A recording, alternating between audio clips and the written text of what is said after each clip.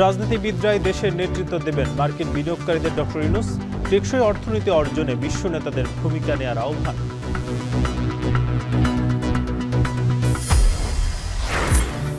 পিআরে স্থায়ী অস্থিতিশীলতার শঙ্কা বিএনপির, কয়েক সপ্তাহের মধ্যে ফিরবেন তারেক রহমান। প্রতিবেশী দেশের হস্তক্ষেপকে চ্যালেঞ্জ বলছে জামায়াত।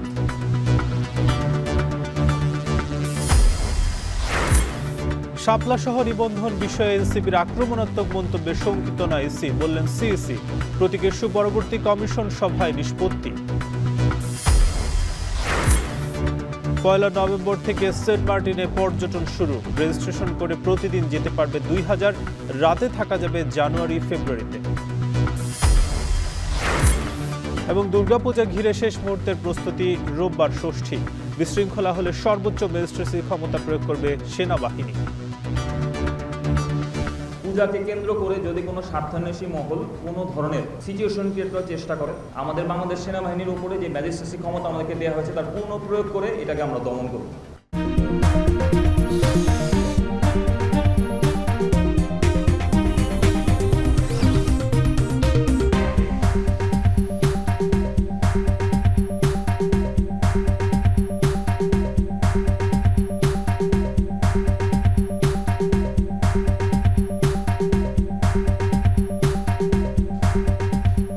স্বাগত। এখন বিকেলে পুরো আয়োজন জুড়ে সঙ্গে আছি নাজমুস সাকিব।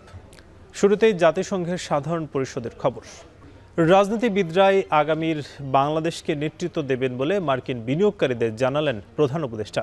ইউএস বাংলাদেশ বিজনেস কাউন্সিলে সফরসঙ্গী নেতাদেরও পরিচয় করিয়ে দেন তিনি। এছাড়া টেকসই উন্নয়ন লক্ষ্যমাত্রা অর্জনে $4 ট্রিলিয়ন ঘাটতি পূরণে বিশ্ব নেতাদের আরও কার্যকর ভূমিকা নেওয়ার আহ্বান জানান তিনি। এছাড়া বাংলাদেশিদের নিরাপদ অভিবাসন নিশ্চিতে আলোচনা করছেন ইতালির প্রধানমন্ত্রীর সঙ্গেও। বুধবার সাইডলাইনে বেশ কয়েকটি দ্বিপাক্ষিক বৈঠকে অংশ নেন ডক্টর ইউনূস। নিউইয়র্ক থেকে মাহমুদ রাকিবের প্রতিবেদন। ৮০তম জাতিসংঘ সাধারণ পরিষদ অধিবেশন উপলক্ষে নিউ ইয়র্ক সফরের তৃতীয় দিন সকালেই প্রথমবারের মতো অনুষ্ঠিত টেকসই, অন্তর্ভুক্তিমূলক এবং সহনশীল বৈশ্বিক অর্থনীতির জন্য দ্বিবার্ষিক শীর্ষ সম্মেলনে অংশ নেন ডক্টর মোহাম্মদ ইউনূস, যেখানে টেকসই উন্নয়ন লক্ষ্যমাত্রা বাস্তবায়ন অর্থায়ন সংক্রান্ত অঙ্গীকার নিয়ে কথা বলেন বিশ্ব নেতারা। প্রধান উপদেষ্টা তার বক্তব্যে টেকসই উন্নয়ন লক্ষ্যমাত্রা অর্জনে বছরে $4 ট্রিলিয়ন বিনিয়োগ ঘাটতি পূরণ করা চ্যালেঞ্জিং হলেও অত্যন্ত জরুরি বলে মন্তব্য করেন তিনি। এ সময় বাংলাদেশের 13 লাখ রোহিঙ্গার কথা উল্লেখ করে জাতিসংঘের বাজেট কমানো ও উন্নয়ন সহায়তা হ্রাসের সমালোচনা করেন, যা উন্নয়নশীল দেশগুলোর এসডিজি অর্জনে বাধা উল্লেখ করে সমাধানে 5টি পরামর্শ তুলে ধরেন তিনি। Financing gap now stands beyond $4 trillion. The LDCs suffer the most as extreme poverty rises with diminishing development assistance, decreasing foreign direct investment, and widening digital divide. এ সময় জাতিসংঘ মহাসচিব বাসযোগ্য আবাস ভূমি গড়তে, জলবায়ু পরিবর্তন বন্ধে সবাইকে ঐক্যবদ্ধভাবে কাজ করতে আহ্বান জানান। A consensus on actions to take on debt with new instruments to reduce borrowing costs and risks, including from climate shocks, and faster support for countries facing illiquidity and debt distress. পরে অধিবেশনের সাইডলাইনে high level বৈঠকে প্রধান উপদেষ্টার সাথে অংশ নেন তার সফর সঙ্গী এনসিপির যুগ্ম সদস্য সচিব ডাক্তার তাসনিম জারা। সেখানে প্রধান উপদেষ্টা বলেন, স্বাস্থ্য খাত লাভজনক না হয়ে পুরোপুরি সেবামূলক খাত হওয়া উচিত। Felt the need, so that's why we've got about 12 million people following us for health information, and it's not entertainment, it's very bland. I'm just speaking to the camera, but people are tuning in to learn about what's happening to their bodies. Half the population is under the age of 26. So bright new young people, so give them any task, anything, any direction, they will take it. So these are the facilities that we have in the context. We can redesign the entire healthcare service. It's not just one or the other, which are important as an experience, but the vision would be to redesign the whole healthcare system.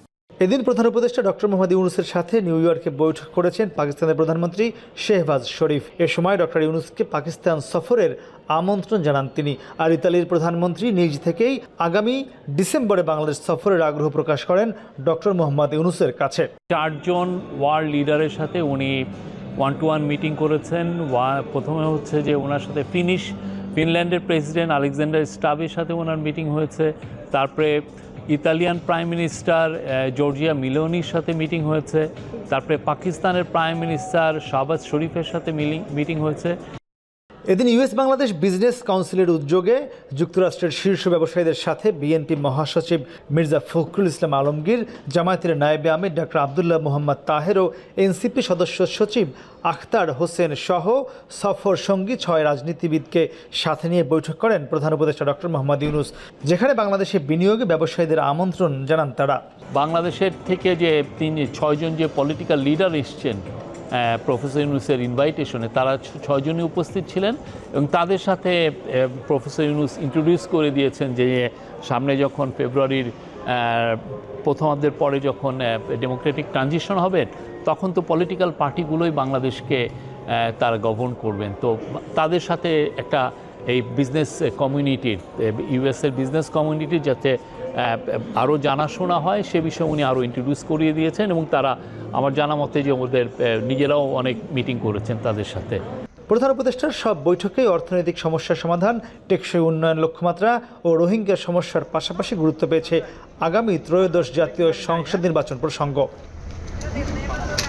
প্রধান উপদেষ্টা doctor Mohammad ইউনূসের এবারের জাতিসংঘ সফরে সবচেয়ে বেশি গুরুত্ব পাচ্ছে আগামী ফেব্রুয়ারিতে বাংলাদেশের জাতীয় সংসদ নির্বাচন ইস্যুটি, যেখানে তিনি বিশ্বের বিভিন্ন দেশের রাষ্ট্রপ্রধান ও আন্তর্জাতিক সংস্থাগুলোর কাছে বাংলাদেশে আগামী ফেব্রুয়ারিতে একটি অবাধ, সুষ্ঠু ও অংশগ্রহণমূলক নির্বাচনের বার্তা দিচ্ছেন।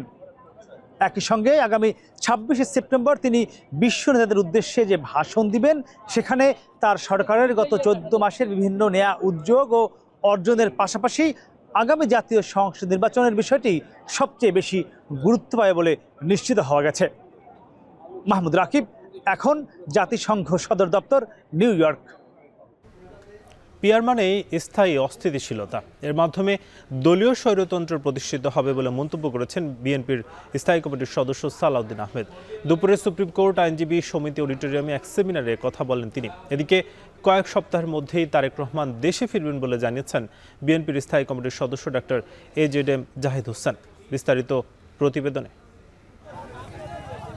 বিশ্ব ফার্মাসিস্ট ডে উপলক্ষে জিয়াউর রহমানের সমাধিতে ফ্যাবের সদস্যদের নিয়ে পুষ্পস্তবক অর্পণ করেন দলের সিনিয়র নেতারা। সেখান থেকে একটি র্যালি বের হয়। এ সময় সাংবাদিকদের প্রশ্নের জবাবে ডাক্তার জাহিদ বলেন, 1.5 বছর আগে থেকে নির্বাচনের প্রস্তুতি নিচ্ছে বিএনপি, তবে এখন পর্যন্ত মনোনয়নের বিষয়ে কাউকে সবুজ সংকেত দেওয়া হয়নি। কয়েক সপ্তাহের মধ্যেই দেশে ফিরে নেতৃত্ব দেবেন তারেক রহমান বলেও জানান তিনি। যেই সমস্ত মানুষগুলো নিজ নিজ এলাকায় উদ্ভাসিত, তাদেরকেই বাংলাদেশ জাতীয়তাবাদী দল ইনশাল্লাহ আপনারা দেখতে পাবেন খুবই সহসাই যে তাদেরকে মনোনয়ন দেওয়ার ব্যাপারে দিয়ে তারা সিদ্ধান্ত গ্রহণ করবে। কয়েকদিন আগেও বলেছি, আপনারা দেখতে পাবেন যে কয়েক সপ্তাহ বলেছিলাম, ইনশাল্লাহ কয়েক সপ্তাহের মধ্যে ইনশাল্লাহ তারেক রহমান এসে বিএনপির নির্বাচনী প্রক্রিয়া নয়, গণতন্ত্র পুনরুদ্ধারের শেষ লগ্ন যেটি, সেটির নেতৃত্ব দিবেন। এদিকে নয়াপল্টনে বিএনপির কেন্দ্রীয় কার্যালয়ে বিএনপির সিনিয়র যুগ্ম মহাসচিব রুহুল কবির রিজভী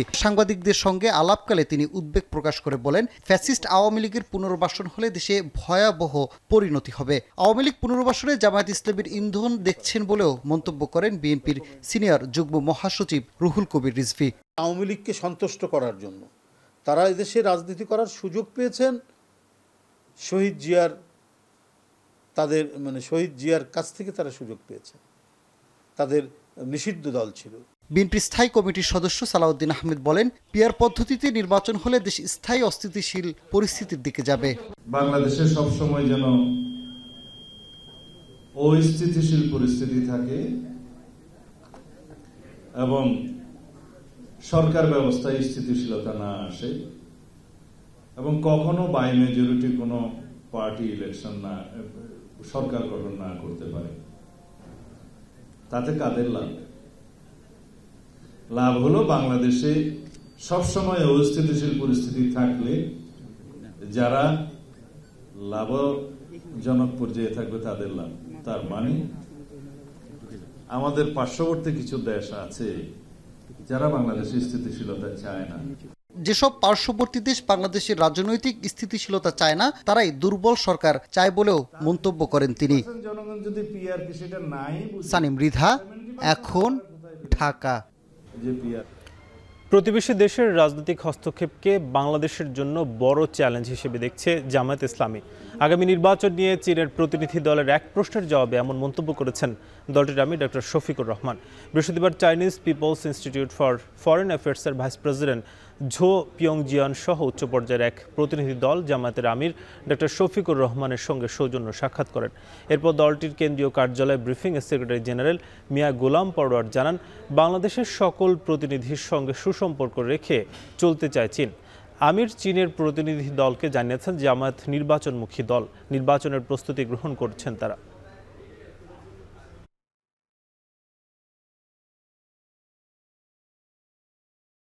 জনগণ যদি আমাদেরকে দেশ শাসনের দায়িত্ব দেন, তাহলে আমির জামাত বলেছেন যে আমরা শাসক হব না, আমরা সেবক হব এবং সকলেই সমতার ভিত্তিতে প্রত্যেকের অধিকার ভোগ করবেন।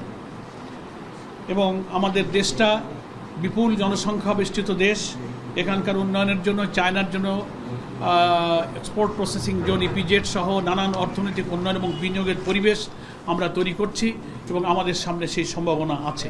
আগামী নির্বাচনে আপনারা অংশগ্রহণ করবেন, তার কি প্রস্তুতি? আমাদের আমির জামাত বলেছেন আমরা সবসময় নির্বাচনমুখী দল, আমাদের নির্বাচনের প্রস্তুতি আছে, ইনশাল্লাহ আমরা নির্বাচনে অংশগ্রহণের যাবতীয় প্রস্তুতি গ্রহণ করছি। সংবিধান ও আরপিও অনুযায়ী পিআর পদ্ধতিতে নির্বাচনের সুযোগ নেই। প্রচলিত পদ্ধতিতেই ফেব্রুয়ারিতে নির্বাচনের প্রস্তুতি নিচ্ছে নির্বাচন কমিশন। বিকেলে ইসি সচিবালয়ে নিজ কার্যালয়ে প্রধান নির্বাচন কমিশনার আরও বলেন, শাপলা সহ নিবন্ধন বিষয়ে এনসিপির আক্রমণাত্মক মন্তব্যে নির্বাচন কমিশন শঙ্কিত নয়। শাপলা সহ প্রতীক ইস্যু পরবর্তী কমিশন সভায় নিষ্পত্তি হবে বলে জানান সিইসি। বিস্তারিত প্রতিবেদনে। শাপলা প্রতীক নিয়ে সম্প্রতি এনসিপি নেতাদের ক্রমাগত হুঁশিয়ারির মধ্যেই শাপলা ছাড়াই ১১৫টি প্রতীকের প্রজ্ঞাপন প্রকাশ করল নির্বাচন কমিশন। শাপলা ছাড়া নির্বাচন কিভাবে হয় তা দেখে নেওয়া হবে বলেও কড়া মন্তব্য করেছিলেন নাগরিক পার্টির নেতা সার্জিস আলম। এনসিপি নেতাদের এসব আক্রমণাত্মক বক্তব্যে নির্বাচন কমিশন আতঙ্কিত নয় বলে সাফ জানালেন প্রধান নির্বাচন কমিশনার। সম্প্রতি কানাডা সফর শেষ করে দেশে ফিরলেন প্রধান নির্বাচন কমিশনার এএমএম নাসির উদ্দিন। সফর পরবর্তী সংবাদ সম্মেলনে তিনি বলেন, এর আগেও একটি দল শাপলা প্রতীক চেয়েছিল, তাদেরকেও দেওয়া হয়নি। শাপলা চেয়েছিল কিন্তু নাগরিক ঐক্য, মাহমুদুর রহমান মান্নার যে দল আছে নাগরিক ঐক্য, ওরা কিন্তু প্রথম চেয়েছিল। একবার দরখাস্ত দিয়েছে, তারপর আমার সাথে ওনাদের ডেলিগেশন দেখা করেছে। তখন আপনারা কোনো কিছু আলোচনা করেন, আলোচনায় তো আনেনি নাই যে শাপলা নিয়ে যে নাগরিক ঐক্য, এখন এত করে আলোচনা করতেছে না, আমি বুঝলাম না। গণতন্ত্র ইস্যুর জন্য থ্রেট মনে করেন কিনা আপনি?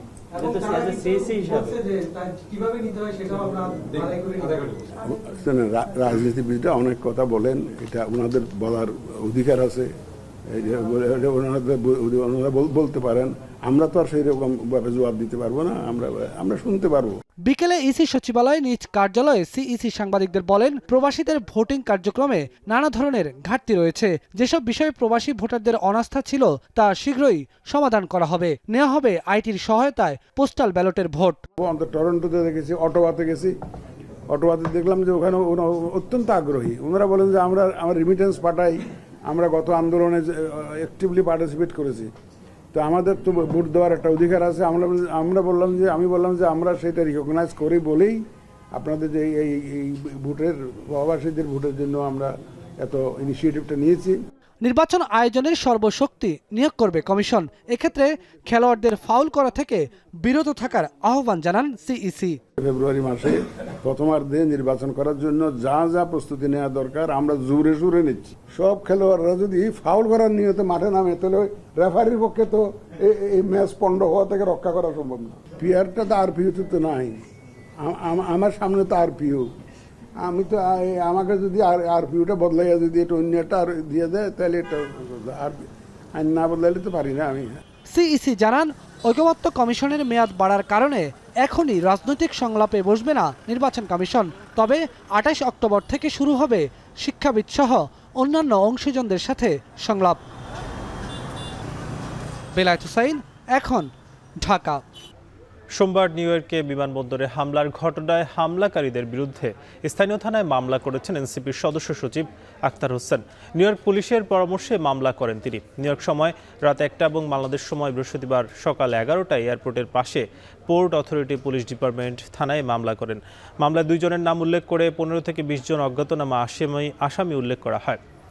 আখতার হোসেন অভিযোগ করেন, সোমবারের ঘটনায় হামলার পরও এয়ারপোর্টের লবিতে এবং অন্যান্য জায়গায় তার উপর নানাভাবে হেনস্থা করার চেষ্টা করা হয়। গত সোমবার প্রধান উপদেষ্টার সফর সঙ্গী হিসেবে জাতিসংঘের অধিবেশনে যোগ দিতে গিয়ে জন এফ কেনেডি বিমানবন্দরে কার্যক্রম নিষিদ্ধ আওয়ামী লীগের নেতাকর্মীদের দ্বারা হামলার শিকার হন আখতার হোসেন।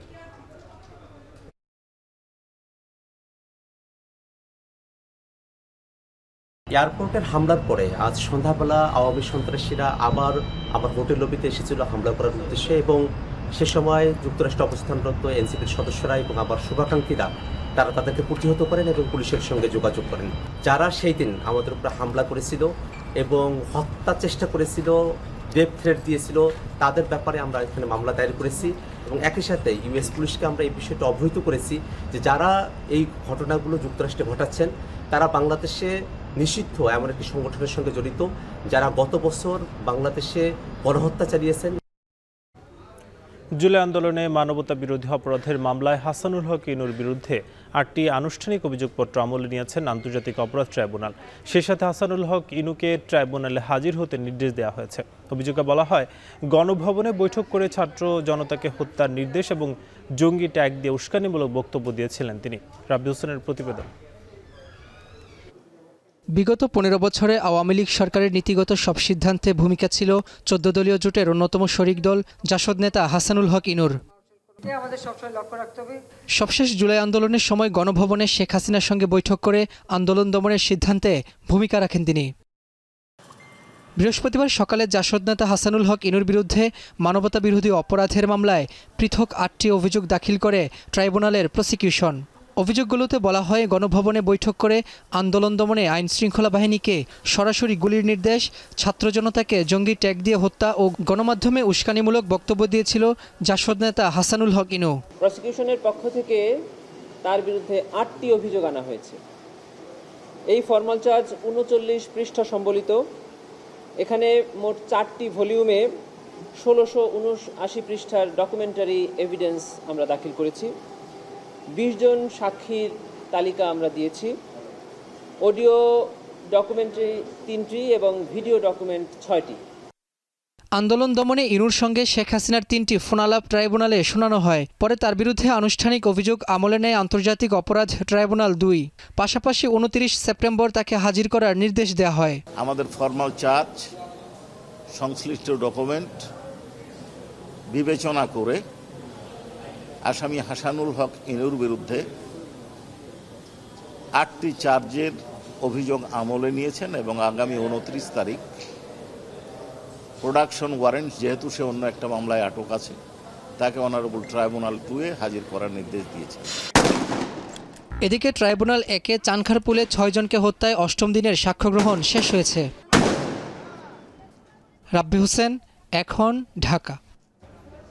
চট্টগ্রাম ভিত্তিক ব্যবসায়ী গোষ্ঠী এস আলম গ্রুপের কর্ণধার মোহাম্মদ সাইফুল আলম এবং তার 2 ভাইয়ের বিরুদ্ধে ইন্টারপোলের রেড নোটিশ জারি করতে নির্দেশ দিয়েছেন আদালত।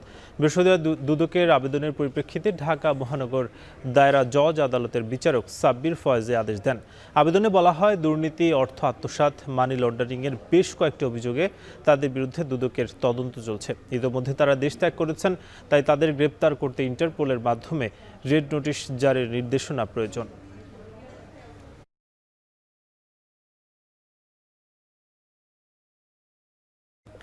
পয়লা নভেম্বর থেকে সেন্ট মার্টিনে সীমিত পরিসরে পর্যটক যেতে পারবে বলে জানিয়েছেন পর্যটন মন্ত্রণালয়ের সচিব নাসরিন জাহান।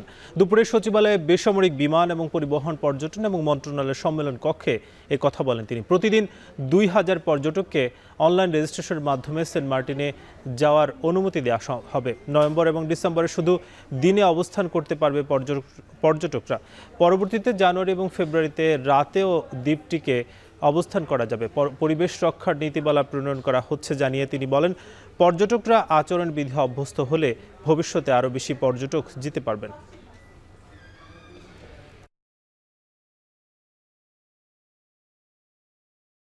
পয়লা নভেম্বর থেকে আশা করছি খুলবো, সীমিত যেটা আমাদের 2000 করে প্রতিদিন যাবে।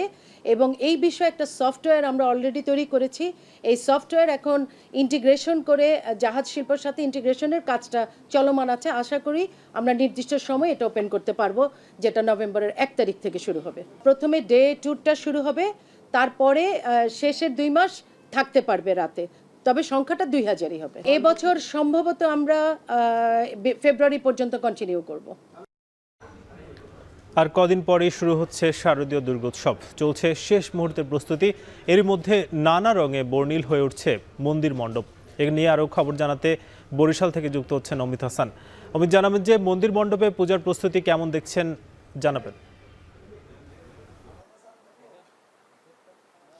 সাকিব, একটু জানিয়ে রাখি, শারদীয় দুর্গোৎসব উপলক্ষে বরিশালের মণ্ডপগুলোতে এই এখন শেষ মুহূর্তের কার্যক্রম চলছে। বিশেষ করে রং তুলির মাধ্যমে যে বিভিন্ন সৌন্দর্য কিংবা কারুকার্য ফুটিয়ে তোলার কাজ, সেটি কিন্তু এখন মুহূর্তে চলমান রয়েছে। এই মুহূর্তে আমরা কালীবাড়ি রোডের একটি মন্দিরে রয়েছি এবং এবছর মহানগরীতে কিন্তু পূজা মণ্ডপের সংখ্যাও বেড়েছে। গত বছরের তুলনায় 2টি পূজা মণ্ডপের সংখ্যা বেড়ে এবছর 47টি পূজা মণ্ডপে পূজা অনুষ্ঠিত হবে এবং সেই পূজার আয়োজনকে ঘিরেই কিন্তু বিশাল কর্মযজ্ঞ চলছে পুরো বরিশাল মহানগরী সহ বিভাগ জুড়ে। এবং মন্দিরগুলোতে আমরা দেখেছি বেশ কিছু মন্দিরেই কিন্তু ইতিমধ্যে রঙের কাজ সেটিও কিন্তু পুরোপুরি সম্পন্ন হয়েছে এবং বর্তমানে কিছু মন্দির মণ্ডপগুলোতে দেখা যাচ্ছে যে শেষ মুহূর্তের যে রঙের কাজ সেটি চলছে এবং বিভিন্ন ধরনের আলপনার মাধ্যমে তারা প্রতিমাগুলোকে ফুটিয়ে তোলার চেষ্টা করছে। এবং জেলার কথা যদি বলি, জেলায় 640টি পূজা মণ্ডপ এবার দুর্গাপূজার আয়োজন করা হয়েছে এবং মন্দিরে মণ্ডপে পূজার সংখ্যা বেড়েছে এবং সেখানে কিন্তু পূজার কার্যক্রম চলমান রয়েছে এবং পূজারকে কেন্দ্র করে যে আইন শৃঙ্খলা ব্যবস্থা সেটিতেও কিন্তু এবছর আইন শৃঙ্খলা বাহিনীর তৎপরতা বেশ ভালো রয়েছে বলে জানিয়েছেন পুলিশ কমিশনার এবং তিনি বলছেন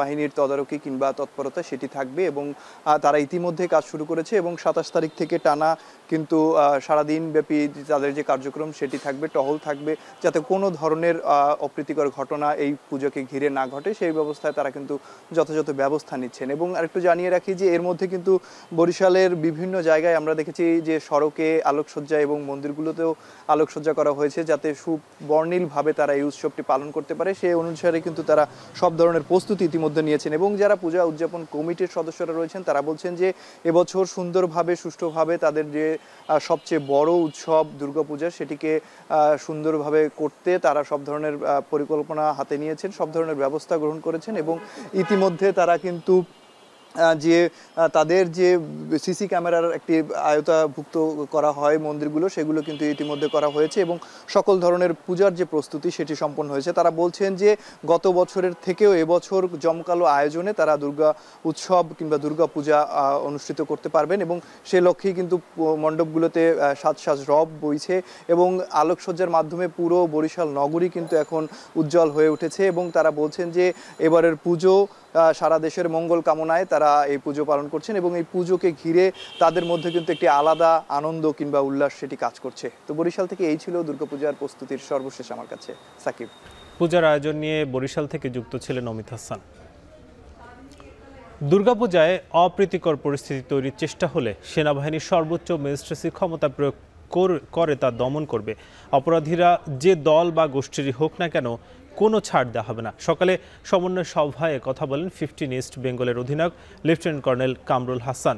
রাজধানীর কাবাডি স্টেডিয়ামে ক্যাম্পে পুরোহিত, পূজা উদযাপন পরিষদ ও মন্দির পরিচালনা কমিটির সদস্যদের উপস্থিতিতে বিভিন্ন বাহিনীর সদস্যদের দিয়ে সমন্বয় সভা অনুষ্ঠিত হয়। এ সময় জানানো হয় মন্দির বা মণ্ডপের বাইরে পুলিশ আনসারের পাশাপাশি স্বেচ্ছাসেবকরা কাজ করবেন। প্রবেশের আগে বহিরাগতদের তল্লাশি করা হবে, সিসি ক্যামেরার সার্বক্ষণিক পর্যবেক্ষণে থাকবে। মণ্ডপের আশপাশে যানবাহনের চাপ কমাতে পার্কিং ও ভ্রাম্যমাণ দোকানপাট বসাতে না দেওয়ার সিদ্ধান্ত হয় সভায়। পাশাপাশি নামাজের সময় উচ্চ শব্দে সাউন্ডবক্স বাজানো থেকে বিরত থাকার আহ্বান জানান লেফটেন্যান্ট কর্নেল কামরুল হাসান। এর আগে ডেমরা এবং ওয়ারির কয়েকটি পূজা মণ্ডপ পরিদর্শন করেন সেনাবাহিনীর সদস্যরা। পূজাকে কেন্দ্র করে যদি কোনো স্বার্থান্বেষী মহল কোনো ধরনের, আই রিপিট, কোনো ধরনের যদি কোনো সিচুয়েশন ক্রিয়েট করার চেষ্টা করে, কোনো দল, কোনো ব্যক্তি, কোনো গোষ্ঠী, যেই দল হোক, যেই ব্যক্তি হোক, যেই গোষ্ঠী হোক, আমাদের দেখার কোনো কারণ বা কোনো সুযোগ নেই। যদি কেউ কোনো ন্যূনতম চিন্তা করে থাকে স্বপ্নেও, তাকে ওটা ভুলে যেতে হবে। আমাদের বাংলাদেশ সেনাবাহিনীর উপরে যে ম্যাজিস্ট্রেসি ক্ষমতা আমাদেরকে দেওয়া হয়েছে তার পূর্ণ প্রয়োগ করে এটাকে আমরা দমন করব। দেশে সারের কোনো সংকট নেই উল্লেখ করে কৃষি উপদেষ্টা জাহাঙ্গীর আলম চৌধুরী জানিয়েছেন, আপাতত সারের দাম বাড়ার কোনো শঙ্কা নেই। সচিবালয় কৃষি মন্ত্রণালয়ের সংবাদ সম্মেলনে এসব কথা বলেন কৃষি উপদেষ্টা। আগামী অক্টোবরের আগে সারা দেশে শতাধিক মিনি কোল্ড স্টোরেজ নির্মাণের যে উদ্যোগ নেওয়া হয়েছে সেই কাজ দ্রুত সম্পন্ন হবে বলে জানান তিনি। দেশে সারের কোনো ঘাটতি নেই, আগামী মৌসুমেও কোনো ঘাটতি যেন না হয় সেই লক্ষ্যে আমরা ইতিমধ্যেই প্রয়োজনীয় পদক্ষেপ গ্রহণ করেছি। সার আমদানিতে সকল সিন্ডিকেট ভেঙে দেওয়া হয়েছে। বৈশ্বিক মূল্যের সাথে সামঞ্জস্য এখন সার আমদানি করা হবে। পেট্রোবাংলা যদি গ্যাসের দাম বৃদ্ধি করে তারপরে যে সার উৎপাদন হবে, বাট সারের দাম কোনো অবস্থায় বৃদ্ধি পাবে না। আমি অন্তত যতদিন আছি সারের মূল্য বৃদ্ধি পাবে না। কর্মকর্তা কর্মচারীদের পর এবার শাটডাউন কর্মসূচি স্থগিত করেছে রাজশাহী বিশ্ববিদ্যালয়ের জাতীয়তাবাদী শিক্ষক ফোরাম। বিকেলে বৈঠক শেষে শাটডাউন কর্মসূচি স্থগিতের ঘোষণা দেন জাতীয়তাবাদী শিক্ষক ফোরামের নেতারা। এই নিয়ে আরও জানাতে রাজশাহী বিশ্ববিদ্যালয় থেকে যুক্ত হচ্ছেন মারুফ হাসান। মারুফ, জানাবেন যে শাটডাউন স্থগিত হওয়ায় ক্যাম্পাসের পরিবেশ কেমন দেখছেন এবং রাকসুর প্রচারণা কেমন চোখে পড়ছে?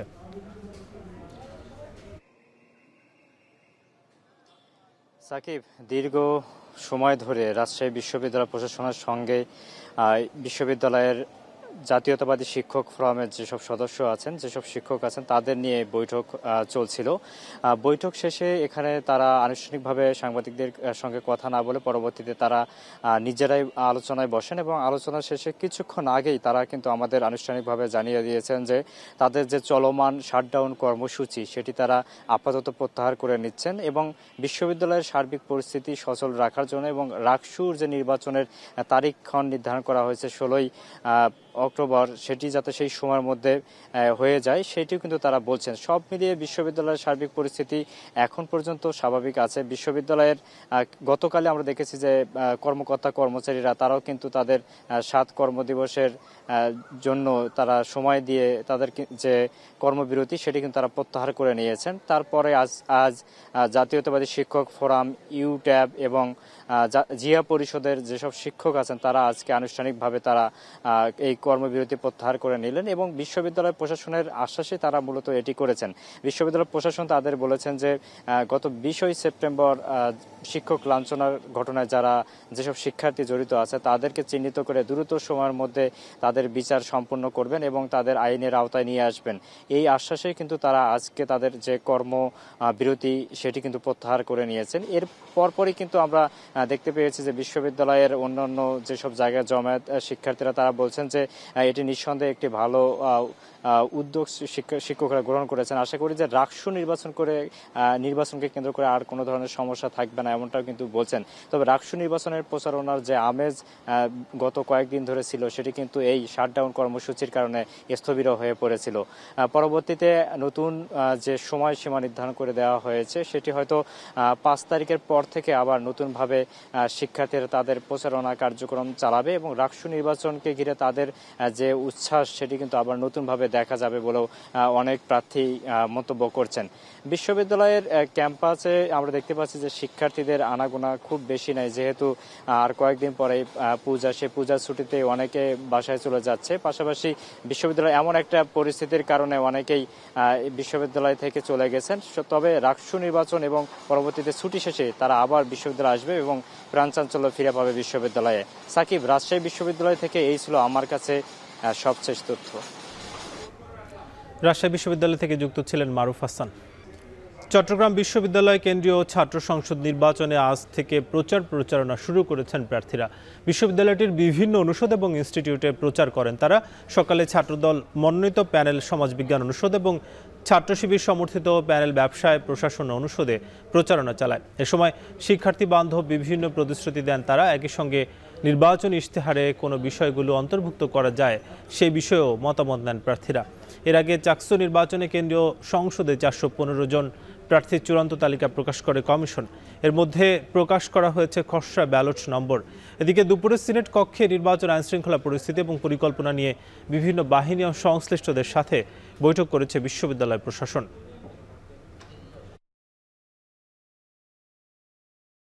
বিভিন্ন মতাদর্শের, বিভিন্ন প্যানেলের, বিভিন্ন রাজনৈতিক দলের স্বতন্ত্র প্রার্থী সবাই একে অপরের সাথে যে কুশল বিনিময় করছে, এটা আসলে আমাদের জন্য বড় পাওয়া। আমরা একটি উৎসব মুখর আমেজের একটা অবস্থা দেখতে পাচ্ছি।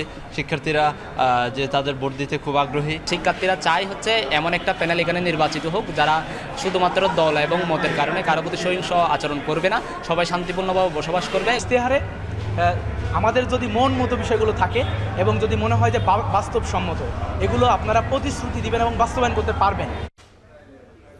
বিসিবিতে নির্বাচনী উত্তাপ। বিসিবি পরিচালনা পর্ষদ নির্বাচন নিয়ে সংবাদ সম্মেলন করছেন কাউন্সিলর তামিম ইকবাল। আমরা সরাসরি যুক্ত হব সেখানে। আপনারা যদি 15টা ক্লাব নিয়ে যদি কোনো অবজেকশন থাকতো তাহলে আপনারা কাউন্সিলর ফর্মটা দিলেন কেন? সেকেন্ড যে কথাটা হলো, এই কাউন্সিলরের যে 15টা কাউন্সিলরের মধ্যে আমি ধরে নিলাম 3জন 4জন যোগ্য কাউন্সিলর হইতে পারে যারা আসলে ক্রিকেটকে ডেফিনেটলি খুব ভালো একটা জায়গায় নিয়ে যেতে পারে বা তাদের একটা স্বপ্ন থাকতে পারে। তাদের স্বপ্ন তো আপনি নষ্ট করে দিলেন, বিকজ আজকে যদি এটা বিপক্ষে যায় তাদের আর কোনো চান্সই নেই নতুন করে কাউন্সিলর হওয়া। যদি আপনারা তাদেরকে কাউন্সিলরশিপটা না দিতেন, তাদেরকে বলতেন যে এই ক্লাব থেকে যদি কাউন্সিলর হন এরকম একটা ঘটনা ঘটতে পারে, তাহলে তো ওই 15টা কাউন্সিলরের একটা অপশান থাকতো যে ওরা অন্য কোনো একটা ভাবে এসে হলেও কাউন্সিলর হইতো। সো আমি ওনাদেরকে একটা জিনিস বলেছি, আমি বলছি যে দেখেন, যেহেতু এটা ক্রিকেট বোর্ডের কথা, ক্রিকেটের কথা, অনেক সময় লয়ের উপরে যেও অনেক কিছু সিদ্ধান্ত নিতে হয় ক্রিকেটের ক্ষেত্রে। আর যেহেতু এখানে 300টা ক্রিকেটারের পরিবার জড়িত, আপনারা জিনিসটা খুব বুঝে শুনে যেটা রাইট ওইভাবে করেই কথাটা বলবেন। কোন ক্রিকেট ক্লাবের অ্যাড্রেস কোন জায়গায়, এটার চেয়ে ইম্পর্টেন্ট হওয়া যে এই ক্রিকেট ক্লাব কি কালকে জন্ম নিছে, কালকে জন্ম নিয়ে কাউন্সিলর হয়ে কি আমরা এই কাজটা করতে আসছি? না, এই ক্রিকেট ক্লাবের প্রত্যেকটা ক্রিকেট ক্লাবের একটা হিস্ট্রি আছে, পেমেন্ট রেকর্ড আছে যে প্রত্যেকটা ক্লাব পেমেন্ট করেছে ক্রিকেটারদেরকে। সো এইসব জিনিস আপনারা করবেন। দেখেন, একটা স্পষ্ট কথা যে এই জিনিসগুলো কেন করা হচ্ছে এটা আপনাদেরকে কাউকে আমার বলার দরকার নেই। সিম্পল একটা কথা, এই জিনিসটাকে ইলেকশনকে একটা সাইডকে উইক করার জন্য করা হচ্ছে, এটা সবাই জানে। হ্যাঁ, আমার কথা হলো যে আমাদের এত খারাপ সময় এসে গেল যে জিতার জন্য বা নিজের ইচ্ছা পূরণ করার জন্য আপনারা 300টা ক্রিকেটারের লাইফের সাথে আপনারা খেলা শুরু করলেন। আপনারা চিন্তা করে দেখেন আমি যা বলছি কোনো যুক্তি ছাড়া কি কোনো কথা বলছি কিনা। ইলেকশন করবেন, ইলেকশনে জিতবেন, ফেয়ার ইলেকশন হবে, যে আসবে যার কাছে ভোট বেশি পড়বে সে জিতে নিয়ে চলে যাবে। বাট এটার জন্য আমি তো, আমার বয়স তো খুব বেশি না, বাট শুনি আর এই প্রসেসের সাথে যখন আসি, ওনাদের বয়স 60-65 হইতে পারে, ওনারা যে জিনিসটা আমাকে বলেন যে ক্রিকেট বোর্ডের ইতিহাসে কোনো দিন এত নোংরামি আমরা কোনো সময় দেখিনি। একটা জিনিস আবারও বলে দিই, যে জিনিসটা আপনারা করে যাচ্ছেন, করতেছেন, এটা কিন্তু একটা হিস্ট্রি হয়ে যাবে, এই জিনিসটা কিন্তু একটা রেকর্ডেড রয়ে যাবে, পরবর্তীতেও কিন্তু এই জিনিসগুলোই ফলো করা হবে। সো আমার হাম্বল রিকোয়েস্ট যে এই জিনিসগুলো আপনারা করেন না, অনেস্ট ওয়েতে ইলেকশনটা করেন, ফেয়ার ওয়েতে ইলেকশন করেন, ইলেকশন করে আগে যান। আরেকটা এক্সাম্পল দিলাম, কালকের বিষয়, আমার বিষয়টা আপনারা জেনেছেন, যে আমার নামে কমপ্লেন করছে সেই বিভিন্ন জায়গায় বলে যাচ্ছে আমি করি নাই, আমি সাইন করি নাই। এটা অ্যাকচুয়ালি কে লিখেছে এটা আমিও জানি কে লিখেছে।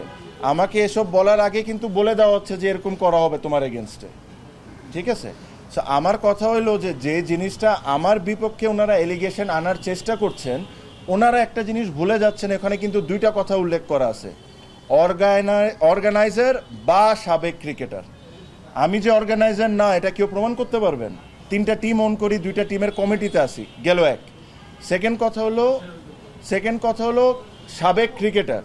প্লিজ আপনারা গঠনতন্ত্রটা বের করে দেখেন, সাবেক ক্রিকেটার লেখা আছে, বাট সাবেক ক্রিকেটারের কি কোনো ব্যাখ্যা দেওয়া আছে কিনা যে আমার অফিসিয়ালি রিটায়ারমেন্ট ঘোষণা করতে হবে?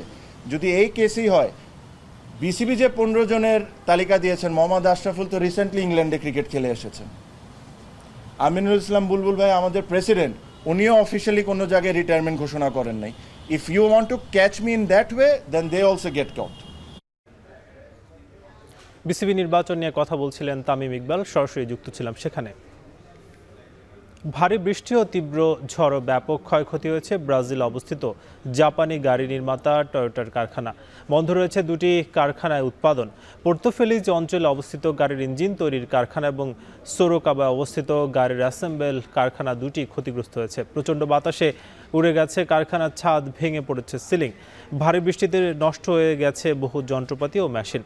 আহত হয়েছেন অন্তত 30 শ্রমিক। বাধ্য হয়ে স্থানীয় বাজারে অনির্দিষ্টকালের জন্য স্থগিত করা হয়েছে টয়োটা কোম্পানির নতুন মডেলের গাড়ির ক্রয়াদেশ। কলম্বিয়ার উত্তরাঞ্চলীয় স্বর্ণের খনিতে 2 দিন আটকে থাকার পর 23 জন শ্রমিককে উদ্ধার করা হয়েছে। গেল মঙ্গলবার খনির মূল প্রবেশপথে প্রায় 15 মিটার অংশ ধসে পড়ে। এতে খনির ভেতরে আটকা পড়েন শ্রমিকরা। প্রথম দিন তাদের সঙ্গে যোগাযোগ স্থাপন করে প্রয়োজনীয় খাবার ও পানির ব্যবস্থা করা হয়। এছাড়া পাইপের সাহায্যে খনির ভেতরে বায়ু প্রবাহ স্বাভাবিক রাখা হয়। এ সময় আটকে পড়া শ্রমিকদের পরিবারের সদস্যরা খনির বাইরের স্বজনদের অপেক্ষায় জড়ো হয়। স্থানীয় জরুরি উদ্ধারকর্মীদের সহায়তায় কানাডিয়ান বহুজাতিক মাইনিং দল উদ্ধার অভিযানে অংশ নেয়। সব শ্রমিকদের নিরাপদে উদ্ধার করতে সক্ষম হন তারা।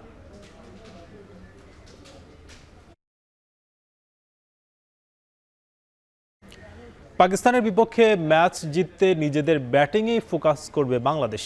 অঘোষিত সেমিফাইনালে ভালো ব্যাটিংয়ের বিকল্প নেই বলে মনে করেন জাকের আলী। নিজেদের সেরাটা দিয়েই ফাইনালে যেতে চায় টিম বাংলাদেশ। বিস্তারিত ফারহান ইহসানের প্রতিবেদনে।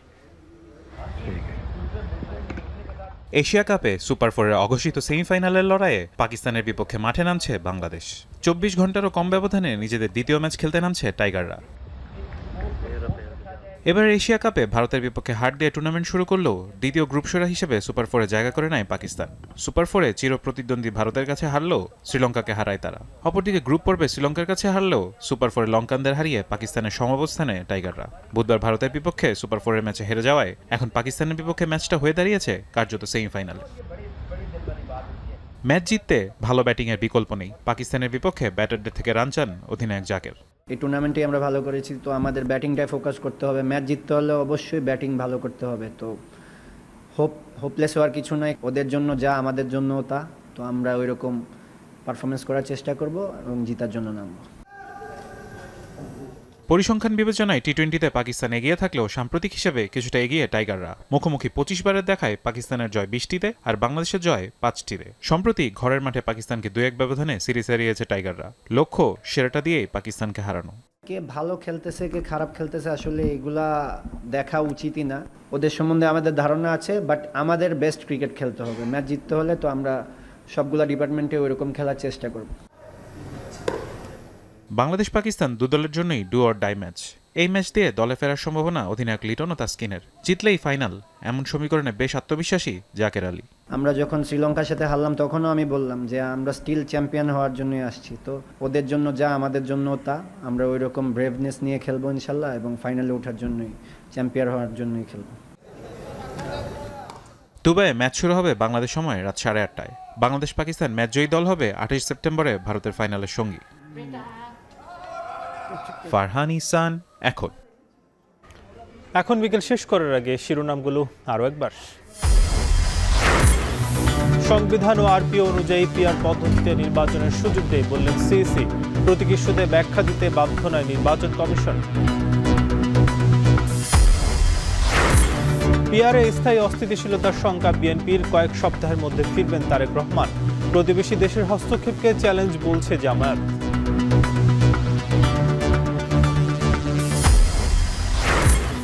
রাজনীতিবিদরাই দেশের নেতৃত্ব দেবেন, মার্কিন বিনিয়োগকারীদের ডক্টর ইউনূস। টেকসই অর্থনীতি অর্জনে বিশ্ব নেতাদের ভূমিকা নেওয়ার আহ্বান।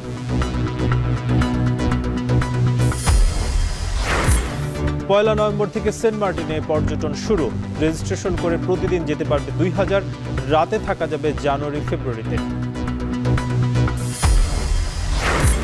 এবং দুর্গাপূজা ঘিরে শেষ মুহূর্তের প্রস্তুতি। রোববার ষষ্ঠী, বিশৃঙ্খলা হলে সর্বোচ্চ ম্যাজিস্ট্রেসি ক্ষমতা প্রয়োগ করবে সেনাবাহিনী।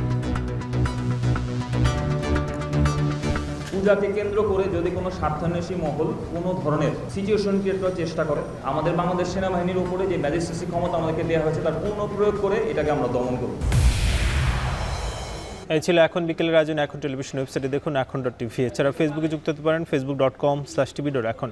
ইউটিউবে দেখতে পারেন youtube.com/c/echontv।